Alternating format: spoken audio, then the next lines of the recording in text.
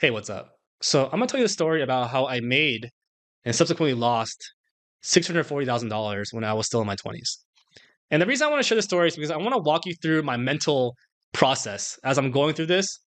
Because I'm not gonna lie, this fucked me up for like a number of years. Right, this is a pretty traumatic experience for me, and yeah, I feel like I learned a lot from it. So I feel like if I walk you through my mental process, you may learn something as well. And yeah, I hope you find it useful. But when I was in my 20s, maybe 3 or 4 years out of college. I've been working at a stable job for a few years. I was making decent money. I was really good at saving, and um, and yeah, I was always investing in like my 401k and buying a lot of index funds. But I never really knew how to. I never really bought any stocks, like individual stocks. So I didn't really know anything about that. I couldn't even tell you what a P ratio was. I didn't really know anything about company finances. But I had a friend that worked in banking, and he that's his job. So he researched a lot of companies, and I was like, okay, friend, I trust you. I'm just gonna do whatever you do. I was single. I could take a lot of risks. I wasn't opposed to risk. I just didn't know what I was doing. So I'm gonna trust you. He does a lot of research. I remember I was impressed because he joins like the quarterly calls and he asks the CEO questions, stuff like that. So then he was telling me about the stock he was buying, and it was like really low when after he bought it. Had been going down. It kept going down. So then I bought it, and then it kept going down. He kept telling me about it. So I just kept buying it. And at some point, I owned like $30,000 worth of the stock. And the stock was like some random company. They make housing for like the employees of natural gas companies. This is really obscure. But my friend would like email me once a month. He'd give me an update. I honestly didn't even really read it that deeply. I didn't really know what's going on. And I was just like, "You're still in it? Yeah, all right, cool. I'm still in it too." So long story short, over the course of several months, it was low, and then all of a sudden it just went up. And then like when it went up, I just sold it, and I sold it at like double what I got it for. So now I have $60,000, and I got really lucky. So I have $6,000 now. I'm still in my mid 20s. And around this time, I quit my job to start working with my brother and his friend. Well, we're gonna start this company we're doing, which is the software for funeral homes. But at that time, we had basically no money. And my brother was really into crypto. He's like telling me, hey, like this is probably 2016, 2017. He's like, hey, like there's a thing called Ethereum. I think it's going to be the next big thing, whatever, whatever. I'm like, all right, I'm in. So I took that $60,000. I started buying Ethereum. And at the time, you can't really buy. You could only transfer like some amount of money into Coinbase. So I was doing like $5,000, $10,000, whatever. And then over the course of some period of time, I bought Ethereum when it was like $50 all the way to like $300. And then during this time, like we're living in Bay Area, and everyone's talking about it, and then things are going up, things are going down. This is crazy. There's all these random coins just shooting up, and it was like a time of like intense greed, and everyone had like their phone app and just checking they're checking their crypto net worth all the time. And I was like one of those guys. Like I was talking about what is blockchain, explain blockchain to my mom and shit. All this stuff, right? So during this time, it's like I put $60,000 in. Now it's worth 100. Now it's worth 150. Now it's back down to 100, right? So it's like you're just going up and down, up and down. And the entire time I was just thinking about, I was all greed. I was like, oh man, I should have bought more. Like, why didn't Coinbase let me buy it all at 50 when I wanted to? And it was just all greed. Like, I wish I bought more. Like, oh, should I do this trade? I started doing a little bit of trading, and like it wasn't working well. Sometimes it would be the right decision, sometimes it would be wrong. I would regret it, and I wouldn't regret it. And then eventually I'll be like, all right, I'm putting it back into Ethereum. And long story short, it got to the point where one day I'm driving, I check it, it's like 600,000, 640,000. I'm like, holy shit, I have $640,000. I didn't know what to say. I was like speechless. I was like, oh my god, I just won the lottery.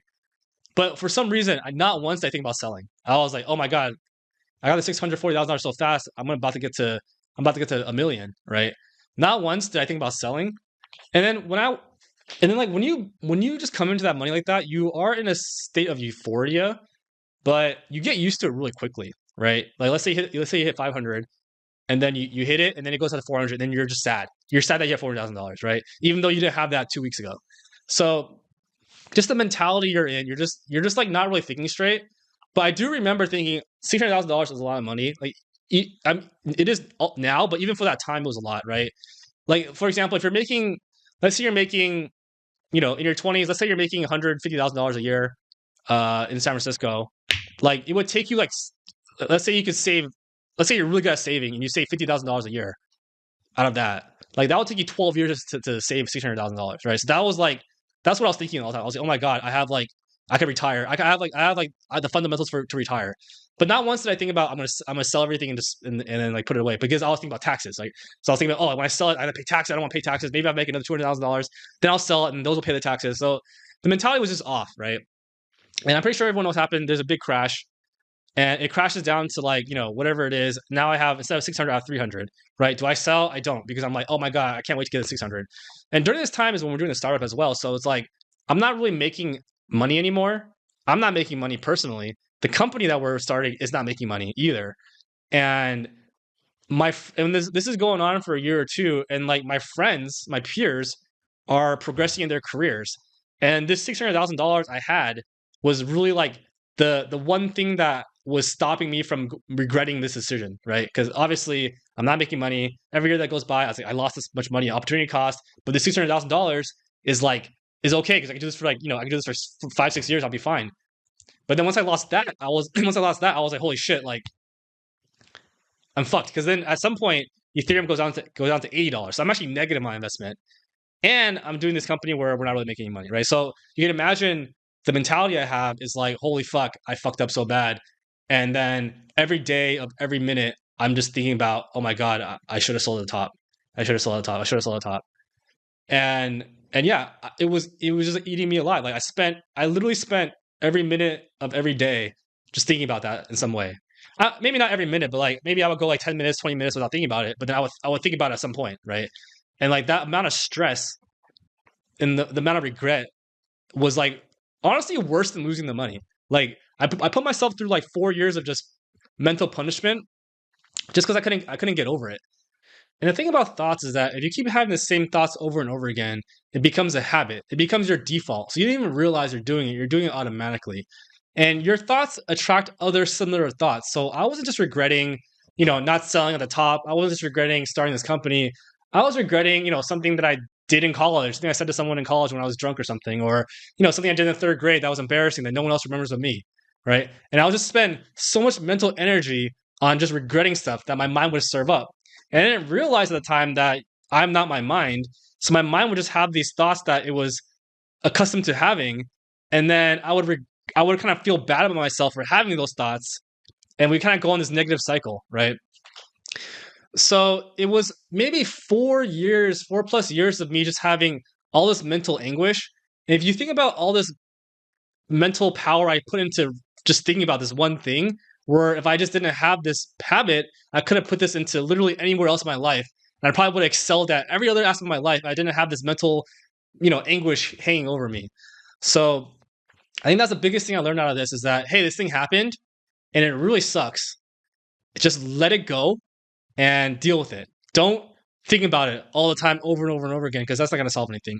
And the crazy thing is that Ethereum actually came back. So if I had just done nothing and I just forgot about it, everything would have been fine. Unfortunately, at the bottom, I had done some things which were not very smart, and I lost half my investment.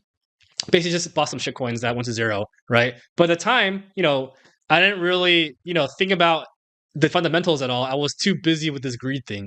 So I think there's a couple of learnings with this. I think on the mentality side, there's a lot of learnings there. But then on the investing side, there were some learnings as well, right? Number one, I think definitely don't invest in what your friends tell you to. Even though it worked out for me, I didn't really know any fundamentals about the first company.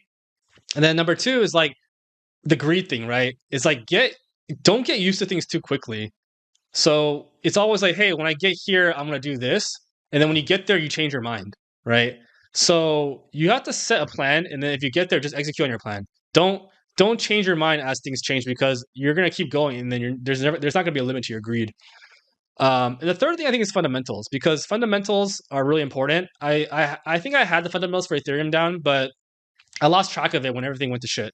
I just lost, it went to $80. I don't know. I was like, this is worth nothing now. Let me just do whatever. And then, I think everyone has a story like that, but yeah, it ended up costing me a lot of money if I just done nothing. All right, so that's basically the entire story. I do feel like I learned a lot on the mindset side, and I also learned a lot from the investment side. But I do actually feel like the mindset side teachings is a lot more impactful on my life. I do feel like if I go through a similar experience, which actually I did in 2022, I would handle a lot better, which I did handle a lot better. And one thing that I just want to remind everyone is like, everything that happens to you is not 100% good. It's not 100% bad. Everything that's good that happens to you, there's also bad things. Everything bad happens that there's also good things. So you just really want to focus on the good things. So I think for this, it's made me a lot stronger mentally, and I think it prepared me to deal with, you know, more things in the future when we're dealing with more money or whatever. And I'm going to be able to learn from this experience and perform better. So hope this video is helpful. See you in the next one. Thanks.